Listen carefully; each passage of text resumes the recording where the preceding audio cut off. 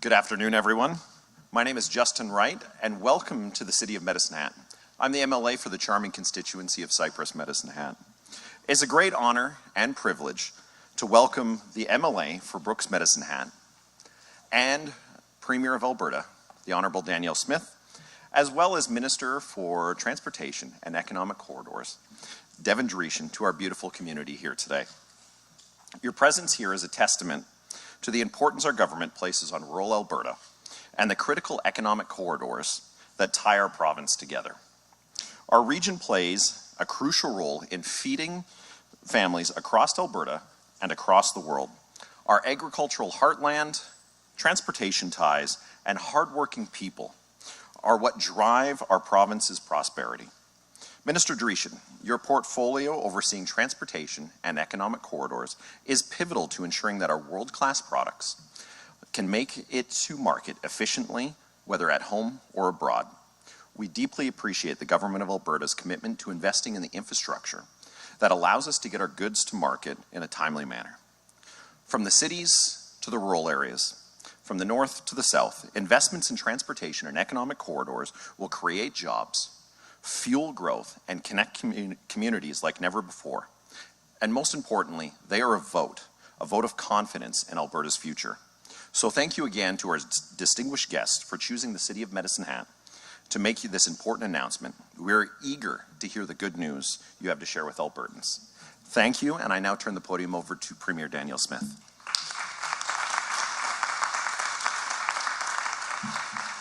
Well, thank you, Justin, for that very kind introduction. Thank you all for being here today. You'll hear from my minister very shortly, but also I see Mayor Lindsay Clark is here as well. I don't know if you've brought any of your council members with you, but welcome to council if you're here as well. Hi, there's council. Nice to see you. So thanks to everyone for joining us here today, and I do want to thank Volker Stephen for hosting us as well, and a thank you, of course, to Devin Dreeshen, our Minister of Transportation and Economic Corridors, for making the trek down to this beautiful city to highlight the investments that we are making in transportation, water management, and municipal infrastructure. And I'm always pleased to talk about Budget 2024, including important investments such as transportation, water management, and municipal infrastructure that I will be talking about today. As the economic engine of Canada, it's encouraging that our economy is expected to remain strong in 2024. As part of that strength comes from drawing newcomers from across Canada and from around the world. In the 12 months prior to October, Alberta's population rose by about 195,000 people. It's the highest annual rate since the early 1980s. So transportation networks and economic corridors must expand to keep pace with Alberta's economy and population. And we're ensuring that they can through Budget 2024, our responsible plan for a growing province. The Transportation and Economic Corridors Capital Plan invests more than $8.1 billion over 3 years to design, build, and maintain the roadways and bridges that we count on every day. And we're putting that money to good use by improving traffic flows and supporting investment in economic corridors across the province. The result will be faster, safer travel for families and extra capacity for business so that they can be as ambitious as they want. It's critical that Alberta businesses and industry can get their products to market across the province, across the country, the continent, and the world. And it all starts with road infrastructure. As I'm sure you can imagine, I spend a lot of time on Alberta's roads, so I get a first-hand look at many of these roads and intersections through all the phases of construction. And I'm pretty sure I can, and all of us can, make a few suggestions for Minister Dreeshen on areas that we can have improvement. But he spends a lot of time on the road too, and he's pretty on top of it. And on that note, I am happy to share some good news for businesses and residents here in Medicine Hat and the surrounding region. Budget 2024 includes funding over the next 3 years to twin 46 kilometers of Highway 3 between Taber and Burdett. Major construction is expected to start this year.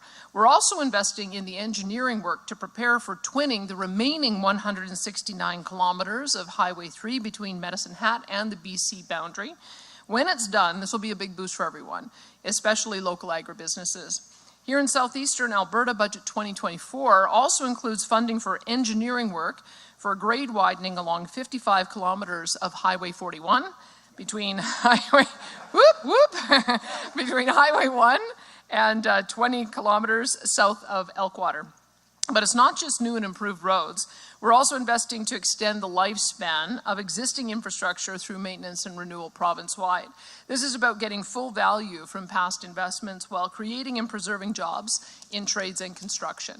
But transportation and economic corridors doesn't only focus on the roads that we use every day. That's why we are also here to announce investments for water management infrastructure that provide irrigation and flood mitigation so that communities will be better protected in the event of extreme events. And with the province facing the critical risk of severe drought this year, these investments are all the more important, as are the capital grants for municipal water and wastewater infrastructure so that Albertans can rely on access to clean drinking water and effective wastewater services. Municipal governments understand local conditions better than anyone, and they'll get the resources to act on their residents' priorities. So the situation is clear. Albertans need safe and efficient roads, highways, and bridges. They need new and upgraded water infrastructure. They need more so that they can do more. And we will provide it. We'll invest in public services and the transportation infrastructure and networks that families and communities rely on, and we'll do it in a fiscally responsible way without leaving increased debt to the next generation, without depleting the province's savings, and without subjecting Albertans to the same old cycle of painful ups and downs in spending. Consistency is as much of a virtue as prudence. And we're also using both to build a stronger and financially sustainable province, from transportation to healthcare to education. This year's budget is another step in the right direction. And with that, I will hand it over to Minister Devin Dreeshen, who has more to share about specific projects and initiatives. Minister.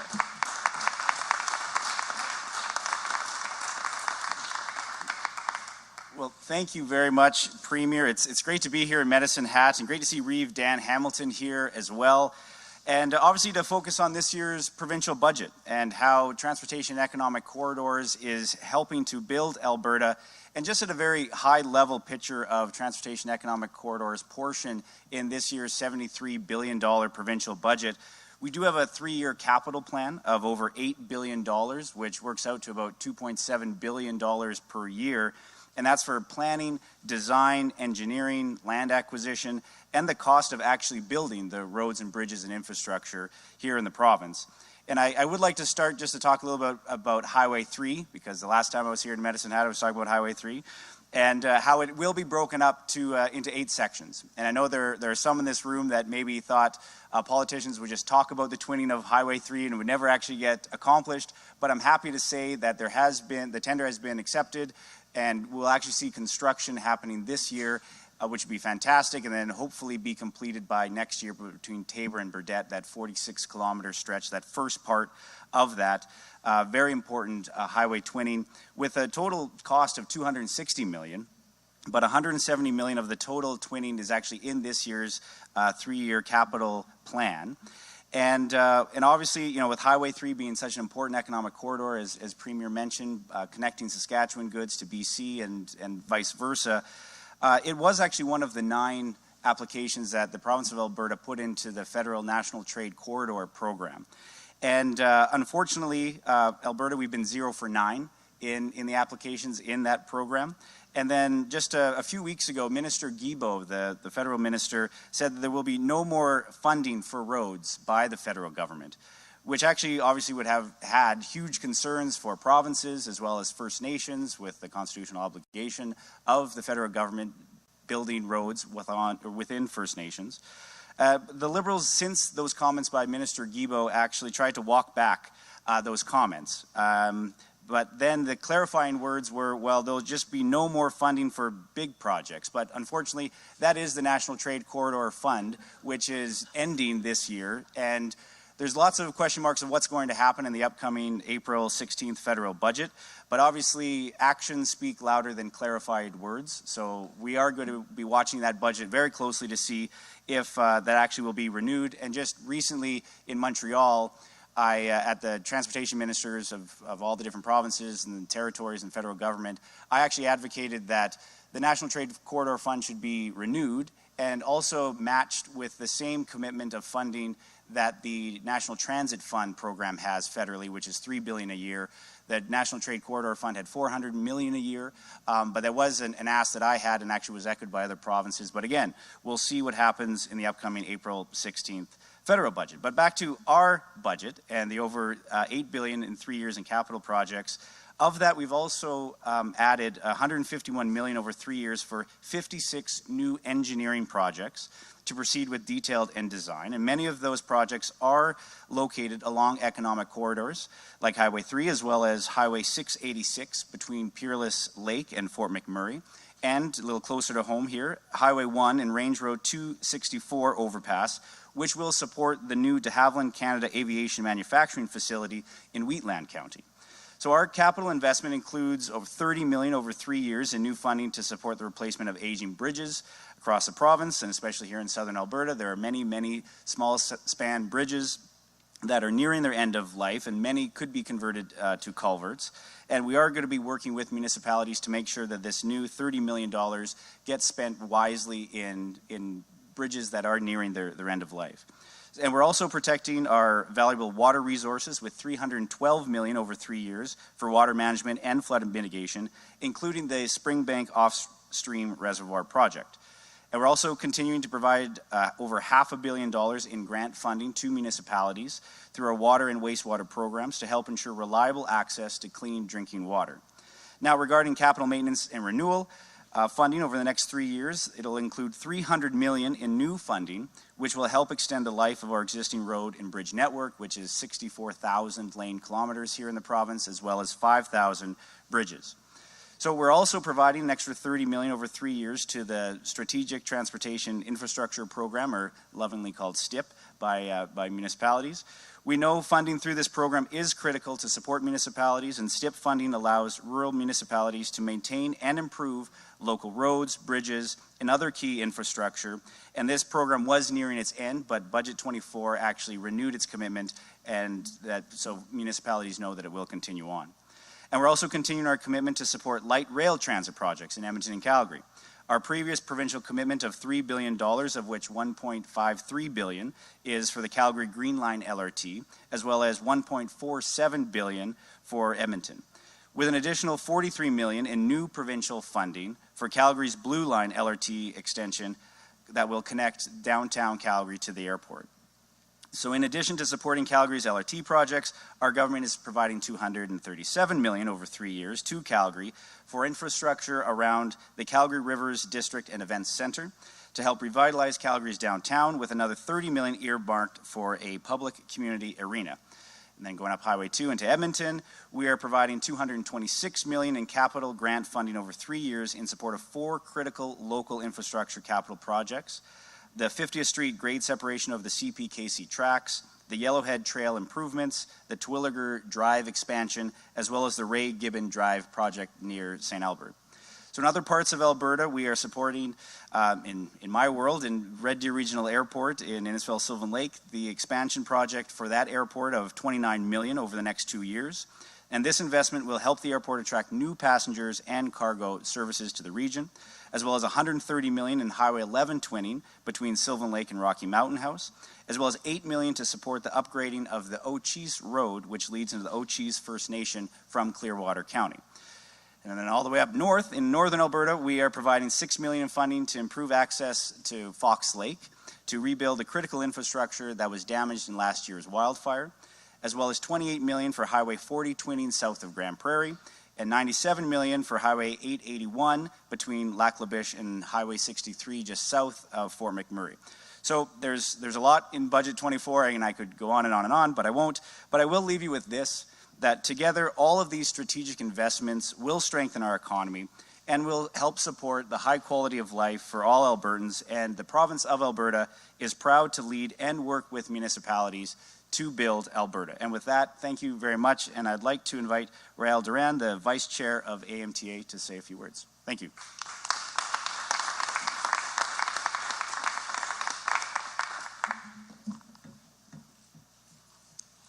Thank you, Minister Dreeshen. Good afternoon, ladies and gentlemen.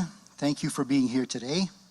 On behalf of the Alberta Motor Transport Association, I would like to thank Premier Smith, Minister Dreeshen for the coming to Medicine Hat to highlight the significant investments in the province's roads and bridge infrastructure. For those who don't know the AMTA, the AMTA is a not-for-profit advocacy and safety training association that serves as the voice, standard, and a resource for the commercial transportation industry in Alberta. We serve over 18,000 members across the province. You just need to pay attention during your travels around town or when you're on the highway to realize how ever-present our industry is. We are everywhere, all the time, delivering the goods Alberta families need, from the food to fuel to the wide range of consumer goods we rely on for day-to-day life. At its heart, our industry is about connecting our province's goods to markets and Albertans to opportunities. We may be the drivers, but we're the builders. Through our work, we're building communities, we're building the economy. Every day, on just about every road and highway in the province, we're building a stronger, more prosperous Alberta. Nearly 52% of Alberta's GDP moves on the back of a truck, so every dollar invested in our roads and bridges pays off many times over. AMTA is grateful to the Government of Alberta for the historic, and really there's no other word for it, $8.1 billion investment, whether it's twinning Highway number 3, twinning Highway number 11, or safety and road improvements on Highway 8881. Budget 2024 will make not only our jobs safer and more efficient, but also the travel of Albertans and visitors alike. I'd like to thank Premier Smith and Minister Dreeshen making today's announcement a reality. This government is a proven supporter and partner of the commercial transportation industry.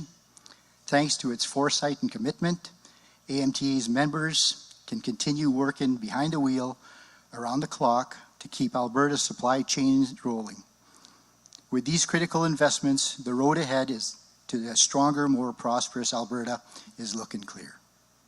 Thank you very much, and I'd like to invite Scott Emerson to the podium.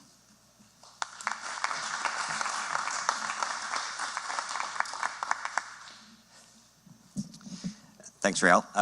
My name's Scott Emerson. I'm the Vice President for Volker's Devin Highways, and we're very honored to host this event. Thank you, Premier Smith and Minister Dreeshen, MLA Wright, for joining us, along with many members of the municipalities. Medicine Hat, Cypress County is here, so thank you very much all for coming. Today's announcement is great news for communities, for businesses across our province. Volker's Devin Highways and our colleagues across the highway maintenance industry really do appreciate the significant investment that the government of Alberta is making through Budget 2024 to maintain and extend the life of Alberta's highways, roads, bridges, and all of the infrastructure that you see as you make your daily drive. Volker's Devin is responsible for maintaining over 18,000 lane kilometers, which put another way is about 30-some-odd% of Alberta's roads and bridges across the province. So we know firsthand the challenges and the complexities of trying to prioritize and fund the maintenance of that complex of a network, pardon me. We're a very, very proud organization that takes a lot of pride in what we do. So whether it's Southern Alberta, whether it's our Central Alberta operations, we do some maintenance in Edmonton. We are very, very good partners with the province. They are a very good partner with us, and we take a lot of pride in that. The 330 employees across Volker's Devin all have that same sense of pride, and the men and women that get in these vehicles behind me at all hours, in the worst of conditions that none of the rest of us would ever consider going out in, they feel a great sense of pride in terms of making sure everybody gets home safely. And I just wanted to take this opportunity to thank them, because without them, Alberta does not keep moving. And while the safety of the traveling public and of our highway maintenance crews is our top priority, maximizing the lifespan of highway infrastructure is equally important to us and our industry partners. And for that, I am very pleased, as they would be, to see the government's continuing investment in projects that support safe and efficient travel across the province. So thank you again, Premier, Ministers, for your ongoing support in investing in Alberta's transportation network.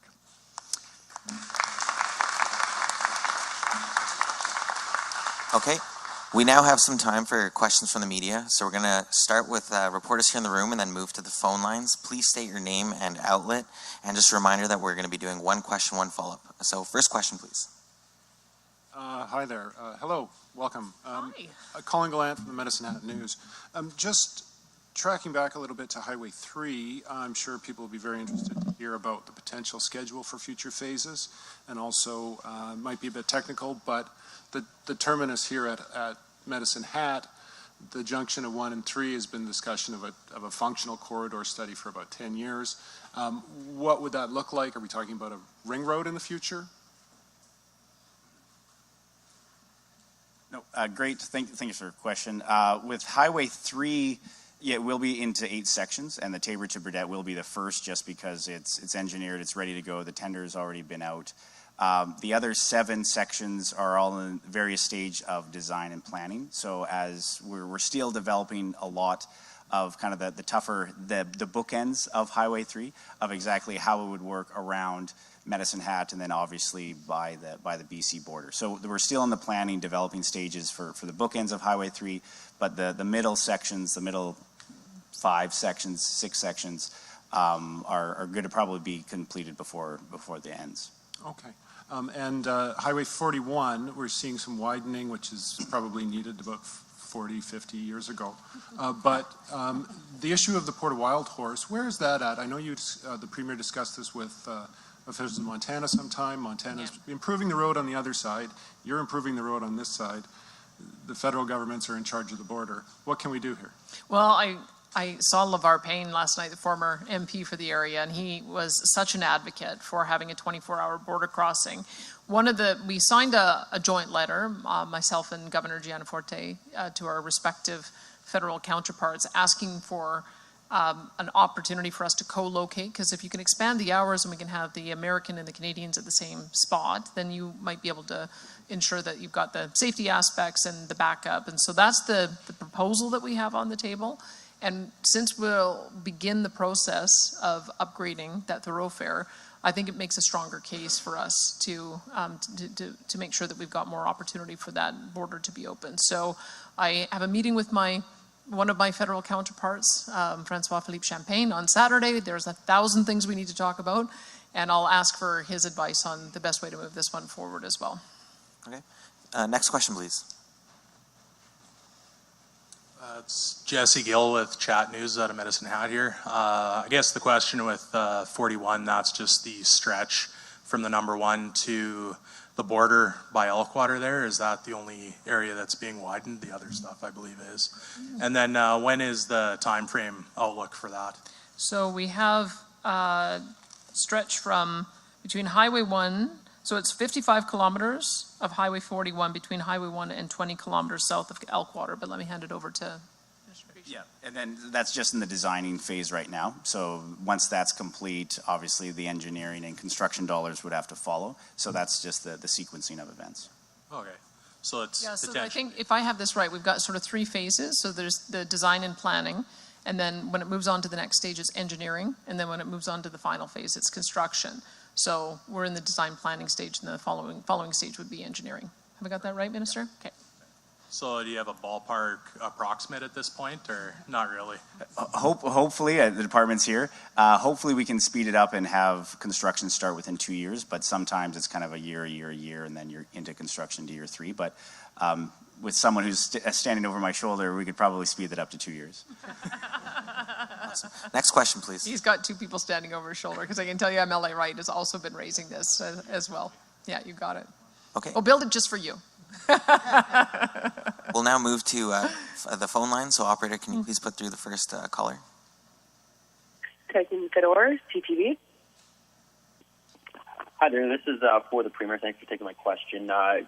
Bit of a transportation related. We know that we've seen this week gas prices going up around 10 cents a liter, especially with the oil sitting below $80 a barrel. The quarter, of course, coming to an end here at the end of the month. Have you already made the decision to reinstate the provincial fuel tax on April the 1st, the same day the federal carbon tax is also increasing here around 3 cents a liter? I'm trying to remember exactly the staging of when we implement that. I'll have to get perhaps Finance Minister Nate Horner to follow up with you. But we do, I was just talking with him about it yesterday. I think we look at the 20 days preceding the decision. And so if it has trended over 80 cents in that 20 preceding days, then we wouldn't put the additional tax on. But being that it's been under $80, then we would. But remember, it's going to be a permanent program, so that in the event that oil prices go up again above $90, we'd take the tax off completely. So that's the way the program was designed, is that when it's in that 80 to 90 zone, we want to be able to give a bit of a tax break. My minister has been very concerned about the softness of prices. You've probably watched them too. I think they've gone down as low as 68. And they've gone as high as almost 81. So with that volatility, we just want to make sure that when we bring the tax back, we'll be assessing it every three months to be able to give retailers the opportunity to respond to the changing market conditions. But we'd have to follow up with you specifically on the window that he's looking at for when he would make that decision. Did you have a follow-up question? Yeah, thanks for that. And just to follow up, this one in regards to measles, I guess, at this point, Premier, is there any concern right now of the potential spread of measles here in the province? And is there any plans at this point for any publicly funded measles vaccines in pharmacies right now? As I understand it, we've had one case of measles in November, and it was an imported case. So it was someone who was infected in somewhere else and then brought it into the province. So we're very pleased to see that we haven't had some of the same issues that we've heard about in other provinces. That being said, there is a slightly lower percentage of families that have chosen to get the MMR vaccine, as well as the diphtheria, pertussis, tetanus shot. I think it's down from sort of a normal range of about 78, 79% to about 72%. So not a huge drop off, but still one that is concerning. And so we want to make sure that people understand that this is available, and that we hope that they look at the risk, because the risk of consequences from measles can be very, very high. So I'm glad to see that the rates are still high and we haven't seen a problem, but it is an active discussion with our health minister about how we can make sure we get the word out so people know how to be able to get the vaccination for their kids. Operator, can you please put through the next caller? Rick Bell, Post Media. Good afternoon, Premier. This is a question a bit down the highway here in Calgary. As you know, there's a petition drive to recall the mayor of Calgary. A few days ago, a piece was published by supporters of the mayor, and it took aim at a piece of provincial legislation, which is, of course, the recall legislation. And they said that it was disempowering the majority and undermining our democracy, defying democratic principles and subverting the power of the people, and that, in effect, democracy was under attack by having a recall. It's your provincial government's legislation. I know you're still looking at it if you want to make changes to it. What do you say to people who think that recall is actually undermining democracy and subverting the power of the people? It's funny, I've heard the opposite complaint, that we've set the bar too high, and therefore those who do want to be able to recall a politician that they feel is going in a different direction than they campaigned on, it's actually too high a bar for them to be able to have a meaningful recall campaign. And so, and I'll tell you one of the things that we've seen in the act that may need to be addressed is that we have made the bar 40% of total population. So if you think about that, in a city like Calgary, that means that for a successful campaign to proceed, it would need 500,000 signatures. And I believe the mayor got 177,000 signatures in the general election. So look, I mean, if 3 times the number of people who voted for a person say that they want to reconsider it, then that seems to me to be a pretty strong expression of democracy. But it does give you an indication of just how high the bar actually is. And when I say we may have set it too high, is that it seems a little unfair that you'd have to have a petition campaign that would include everyone under the age of 18, people who are not eligible to vote because they're not citizens. It seems like a more reasonable approach would be to do 40% of the electorate. That would make a bit more sense. That being said, it's under active discussion, and we're not going to make any changes while there are any live recall campaigns going on. And for but what do you say to these people who say the whole concept of recall is bad? We shouldn't have recall at all because it's somehow undemocratic, or it's they don't want recall at all. They don't care what the signatures are. They just want the whole thing obliterated. What do you say to people who like the people who published this, who literally are against recall, full stop? No recall. Look, this is actually bad. Well, I disagree. I mean, we're not subjecting any other politician to rules that don't also apply to ourselves. This is for school board trustees, it's for municipal members of council, and it's also for MLAs. And so, again, as I said, I've heard the opposite complaint, that we've set the bar too high. But I would put it to you that part of what a recall, part of the idea behind recall is that if politicians end up doing something completely opposite that the electorate expected them to do, or they do something that they never campaigned on, and the electorate feels frustrated by that, there has to be some mechanism between a 4-year election cycle to get that issue reconsidered. So we wanted to set a high bar because you don't want the public to be recalling people for every little thing.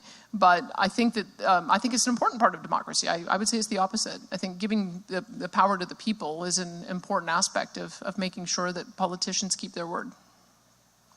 Okay, and we have time for 1 or 2 more questions. So, operator, can you please put through the next caller? Chris Barco, Calgary Herald. Hi, this is a question for the Premier. Premier, today the Fort McKay First Nation and Suncor Energy announced they were signing an MOU on a prospective new oil sands lease development, an oil sands mine up in the Fort McKay region on the First Nations land. Is this a project that your government would support? Have you had any discussion with them about it? 100%. When I heard about that, I was very excited to hear about it. And I would love to see more projects like that, because I have conversations oftentimes with our First Nations partners, and one of the things they ask is, how can we do more to share revenue? And so we've been enabling those kinds of projects on pipelines in particular, or natural gas generation stations through our Alberta Indigenous Opportunities Corporation. And so to see a proposal where a band is going to be in on the ground floor of production, it just warms my heart. I hope we can see more of that. I think it's a fantastic proposal. Just to follow up, do you see any federal regulatory hurdles that would be problematic for this project, or provincial hurdles? Well, I would say that the United Nations Declaration on the Rights of Indigenous Peoples includes their right to say yes to resource development. And that is one of the messages that have come through loud and clear from the Indian Resource Council, as well as the National Coalition of Chiefs, is I would hope that the federal government wouldn't stand in the way of the aspiration of a First Nation to develop their own source revenue, because I think that they've signed on to a declaration that affirms that First Nations do have the right to partner in these kinds of projects, and I hope we do see more of that.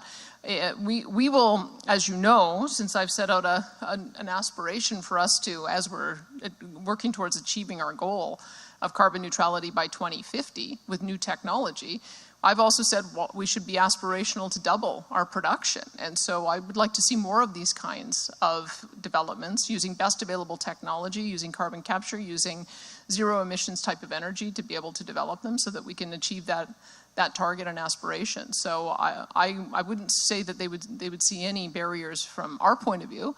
And since we're also in alignment with the federal government on a neutral status by 2050, I would hope that we don't see any at the federal level either. Okay, and that is all the time we have for questions today. Thank you, everyone. Thanks, everyone.